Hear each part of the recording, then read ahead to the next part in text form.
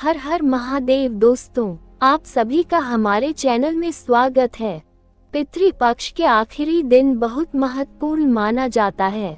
अगर आपके जीवन में कोई परेशानियां आ रही है, जैसे परिवार में सुख समृद्धि नहीं है या कारोबार में उन्नति नहीं हो रही है, तो इसका कारण ये भी हो सकता है कि आपके पितृ आपसे प्रसन्न नहीं है। इसके कारण आपको पितृदोष का सामना भी करना पड़ सकता है। पितृदोष होने के कारण मनुष्य के जीवन में कई परेशानियां आती रहती है। पितृदोष का प्रभाव सिर्फ उसी व्यक्ति पर नहीं बल्कि उसके पूरे परिवार को झेलना पड़ता है। पितृ की नाराजगी के कई कारण हो सकते हैं, जैसे कि पितृ का श्राद्ध ना करना या फिर सही विधि से ना करना, पूर्वजों के प्रति अपने कर्तव्यों में कमी रह जाना। जिस तरह से हम देवी देवताओं को प्रसन्न करने के लिए पूजा पाठ करते हैं, ठीक उसी तरह से पितरों का आशीर्वाद प्राप्त करने के लिए श्राद्ध कर्म व तर्पण किया जाता है।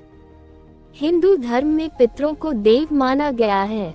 मान्यता है कि अगर पितरों का तर्पण, पिंडदान व श्राद्ध विधि पूर्वक नहीं किया जाता तो परिवार पितृदोष से पीड़ित हो जाता है।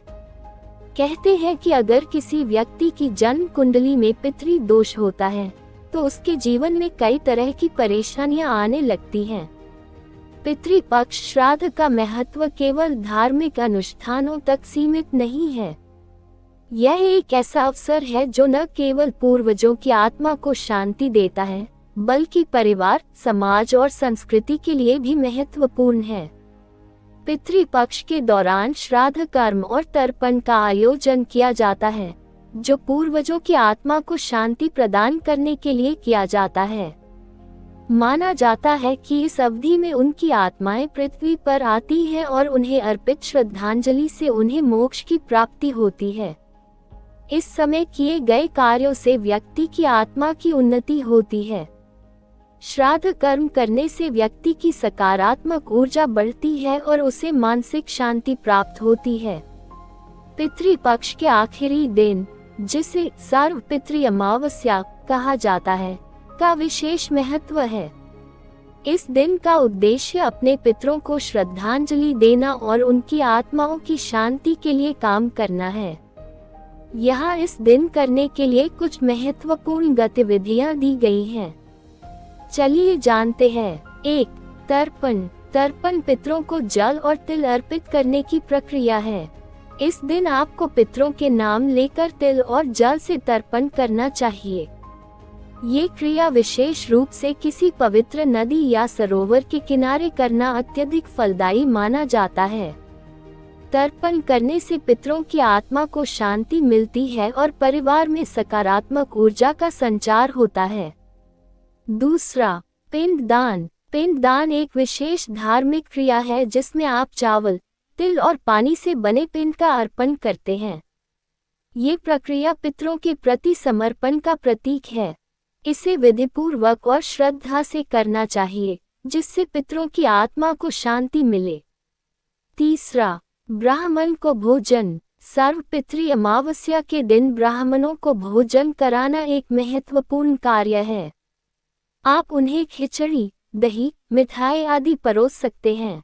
ब्राह्मणों को भोजन कराकर उन्हें दान देने से न केवल पितरों को सम्मान मिलता है, बल्कि आपको भी आशीर्वाद प्राप्त होता है। 4. दान और सेवा। इस दिन गरीबों और जरूरतमंदों की सहायता करना बहुत महत्वपूर्ण है। खाना, कपड़े या अन्य आवश्यक सामान देकर आप अपने पितरों की आत्मा को संतुष्ट कर सकते हैं।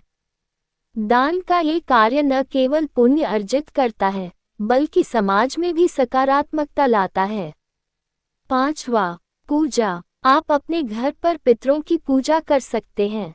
इसके लिए आप उनके नाम की तस्वीर या स्मृति को स्थापित करके पूजा करें।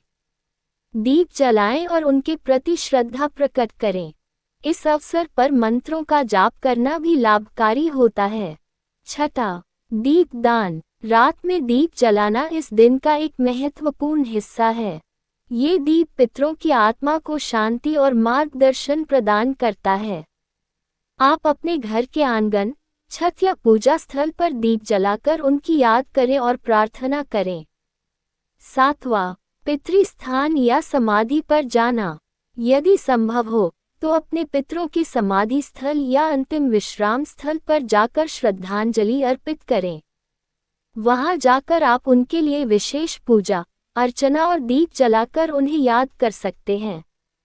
यह आपके और आपके पितरों के बीच के संबंध को मजबूत करता है।